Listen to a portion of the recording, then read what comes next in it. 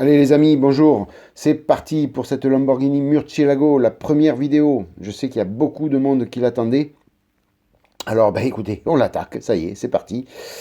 Avec cette première vidéo. Alors avant toute chose, je voudrais vous faire une petite modification. Quand j'ai fait l'ouverture de boîte, je vous avais montré là, cette partie-là de la notice où je vous avais dit qu'il était possible de la faire sans décalque.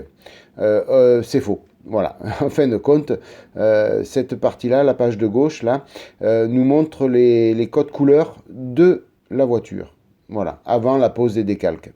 Voilà, donc ça nous montre justement là où il faut mettre les couleurs et les codes de la couleur. Voilà, donc non, on peut éventuellement la faire comme ça, mais cette page n'était pas prévue pour nous la montrer dans une option sans décalque.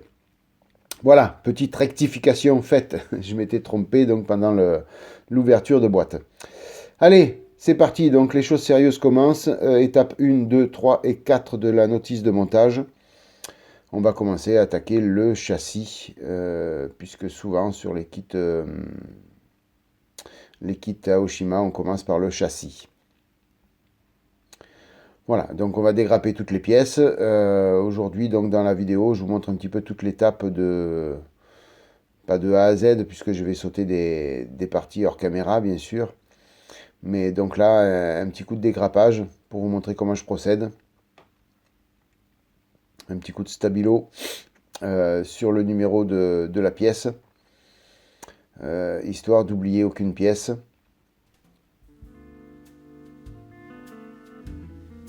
Alors moi je sais où j'en suis quand j'ai fini de dégrapper.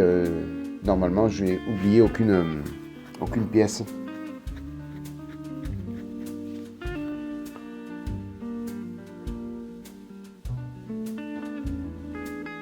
Voilà, donc on va faire aussi les disques de frein avant avec les fusées de roues.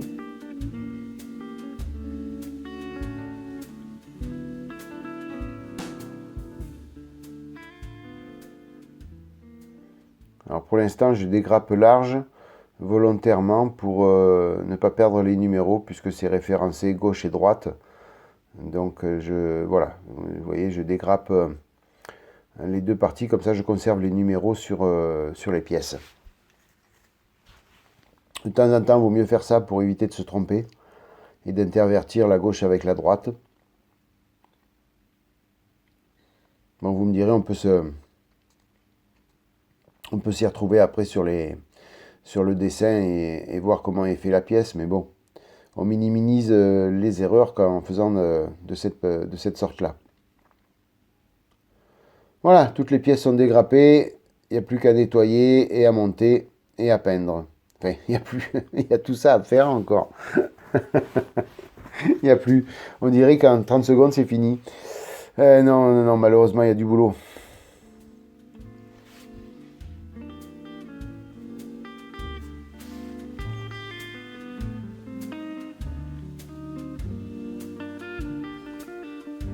Ah, vous voyez là, donc maintenant je dégrappe complètement la pièce puisque je vais faire un côté avec avant l'autre. Donc je ne vais pas mélanger les pièces. Donc là, je peux me permettre de dégrapper complètement, de nettoyer la pièce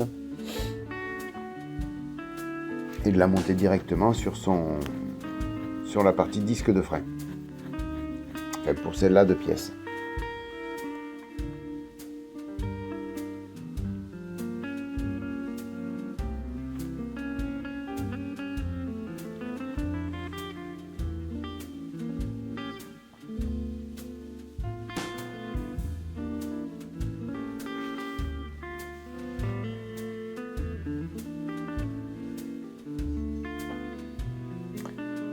Voilà, donc là, comme il n'y a pas eu de peinture encore de passer dessus, donc la colle liquide fait amplement son travail. Plus délicat quand il y a de la peinture, vous le savez. J'ai l'habitude de vous le dire dans mes vidéos.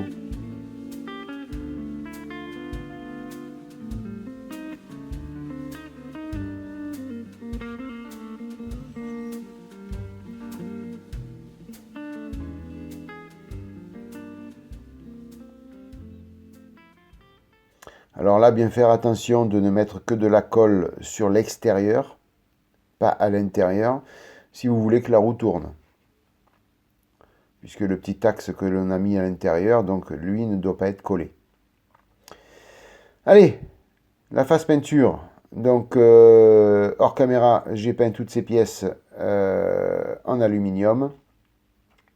Et je vous avais parlé lors de l'ouverture de boîte des 4 petits creux qu'il y avait sur le châssis. Donc j'ai appliqué du mastic. Alors j'ai pris mon petit MRP là, le couleur marron. Vous avez l'habitude de le voir maintenant dans mes vidéos. C'est vrai que je me sers beaucoup de ce produit là, mais il est franchement excellent. En plus, il a une particularité, il se ponce très facilement. Donc, contrairement au Putty blanc qui, lui, est un peu plus dur. Voilà, donc j'ai un petit peu survolé la phase ponçage pour vous éviter une trop longue partie ponçage. Et je vous montre le résultat final après nettoyage. Donc avant la mise en peinture du châssis, bien sûr, je prendrai soin de le nettoyer au liquide vaisselle, puisque j'ai poncé, j'ai passé mes mains dessus, donc vaut mieux le passer au lave-vaisselle. Enfin, au lave-vaisselle. Vous me direz, on peut passer au lave-vaisselle, mais je pense qu'on va perdre des pièces si on met les grappes à l'intérieur. Non, le passer au liquide vaisselle tout simplement avec une petite brosse à dents et on nettoie bien les poussières dans les petits trous, dans les petits recoins, histoire que la peinture accroche parfaitement dessus.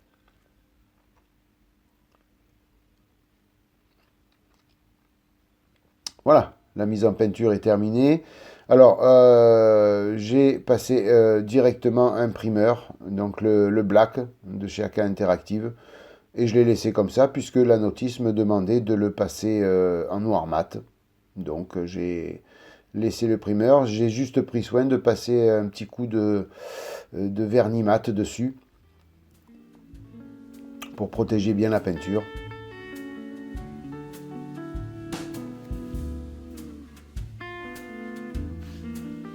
Et on va pouvoir s'attaquer donc au reste. Là, hors caméra, bien sûr, j'ai fait les petits amortisseurs. Donc je vous ai mis en médaillon les peintures utilisées.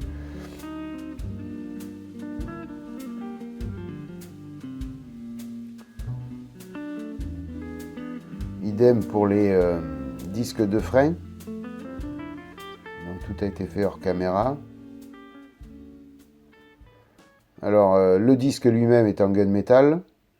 Et après, pour les étriers de frein, j'avais pas la couleur demandée par la notice. J'ai fait un mélange de 50% de X34 et 50% de XEF56 qui donne une couleur assez proche de ce que me demandait la notice. Je crois que c'était du Burnt Iron, la notice me demandait ça, je crois. Bon, c'est pas exactement du Burnt Iron, mais bon, ça s'y rapproche. Voilà, maintenant on va poser le petit décalque sur l'étrier de frein.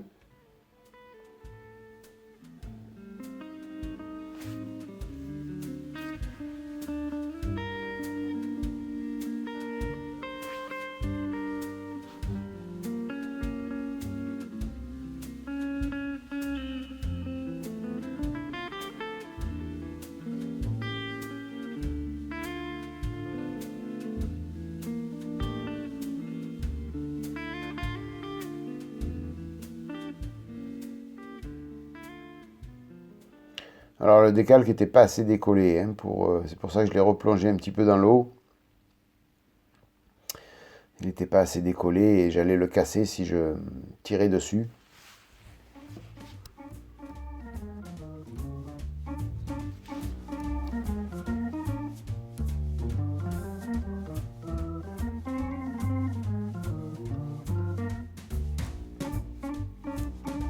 Voilà, cette fois-ci, on est bon.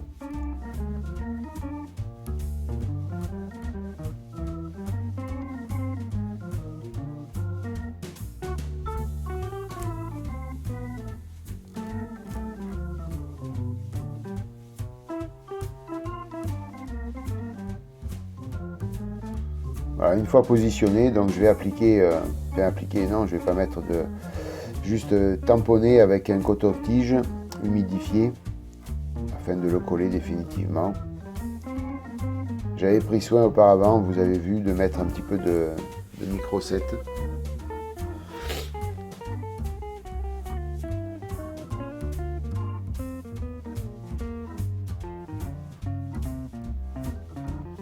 Voilà, ça c'est pas quelque chose de difficile à faire, ce petit décalque. Il faut le faire pour finir le frein. Je dirais des fois on ne le voit pas du tout avec la jante, mais bon. Essayons de coller le plus proche de la réalité, c'est quand même bien.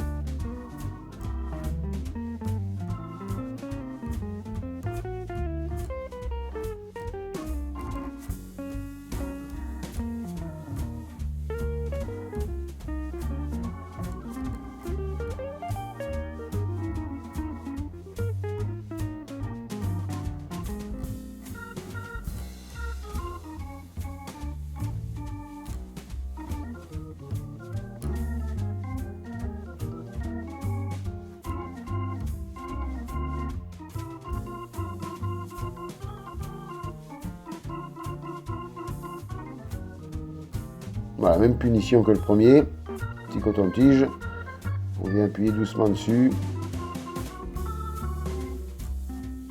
et il est collé. Il n'y a plus qu'à laisser sécher, avant de manipuler quand même, vaut mieux.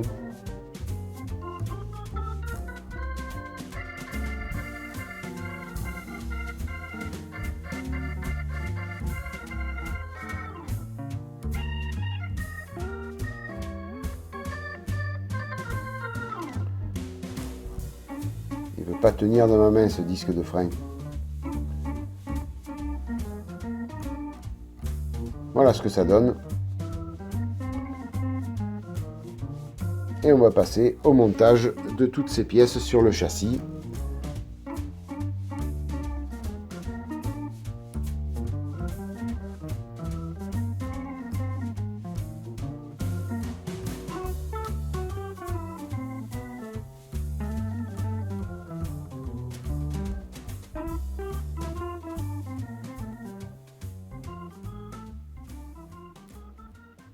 Alors à savoir que tout s'ajuste bien, hein. Il n'y a pas de problème à ce niveau-là.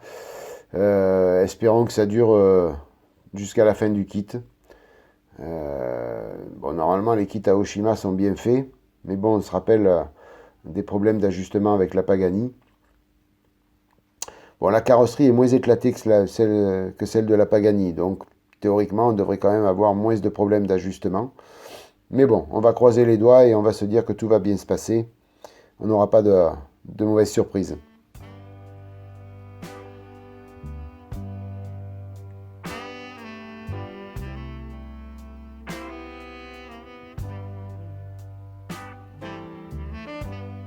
Alors là j'ai collé donc les triangles supérieurs.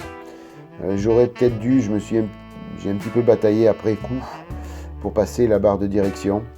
Donc il aurait fallu la poser avant. Bon, c'est pas grave, elle passe quand même en dessous sans problème, mais il est toujours plus utile de la passer avant et de la poser avant.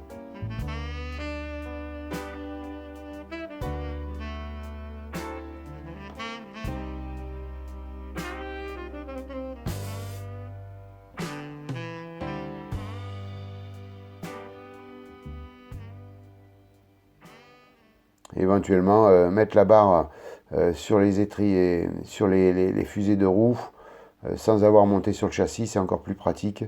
C'est là, vous voyez, je bataille un petit peu, ça bouge dans tous les sens. Donc prenez les fusées, enfin les fusées et les disques, montez la barre de direction dessus, clipsez-la, et après vous présentez tout sur le châssis. Ça sera beaucoup plus simple que ce que je viens de faire. Là, je me suis un petit peu compliqué la vie, on va dire.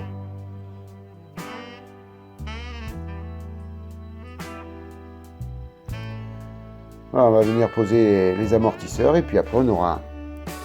Ça en sera terminé Et puis les passages de roues, bien sûr, à coller aussi. À coller avant les amortisseurs. Et après, ça en sera terminé de cette vidéo.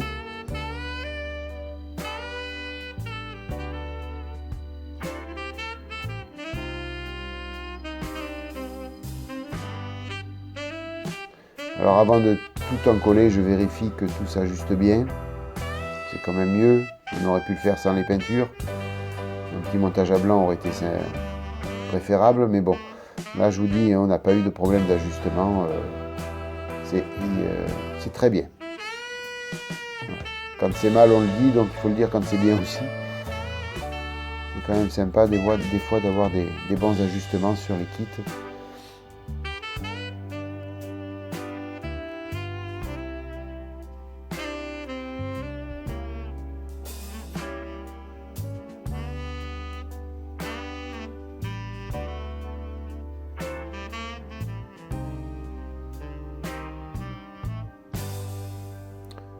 Alors au préalable, j'ai peint aussi l'intérieur des passages de roue avec le primeur black et puis le vernis, hein, histoire que tout soit vraiment de couleur uniforme.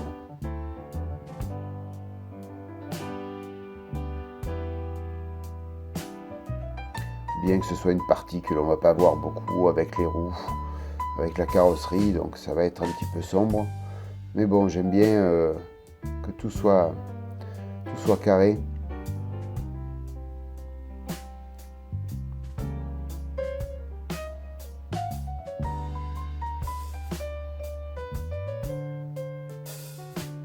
Voilà, la pose des amortisseurs se fait vraiment toute seule, hein. C'est pas problématique.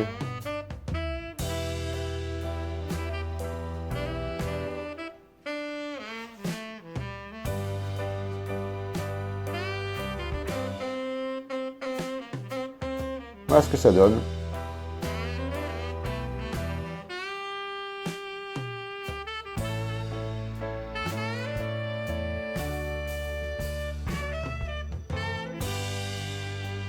Alors hors caméra, je suis venu passer du panel line, du jus dans toutes ces pièces, dans les étriers de frein, sur les disques de frein.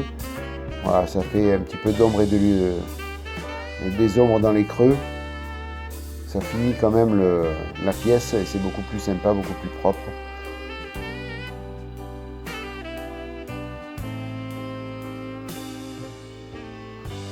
Vous voyez, on voit bien les ombres sur les étriers de frein. Donc j'ai utilisé le panel line de chez Tamiya, hein. J'ai pas fait un jus maison pour si peu, c'était pas la peine.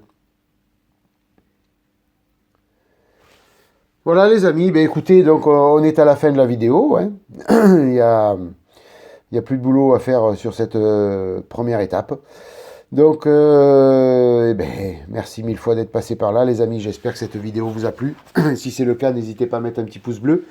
N'hésitez pas à partager, à liker, à vous rendre sur ma page Facebook, sur le blog. J'ai toujours pas touché au blog. Donc, je suis encore dans la réflexion. Je vous en avais parlé dans une des dernières vidéos. Voilà, quoi qu'il arrive, n'hésitez pas à partager, à liker, à vous abonner si vous ne l'avez pas déjà fait. Et puis je vous souhaite plein de bonnes choses les amis. Passez une bonne matinée, une bonne soirée, une bonne journée. Et je vous dis à bientôt pour la suite de cette Lamborghini Murcielago. Bye bye, à plus.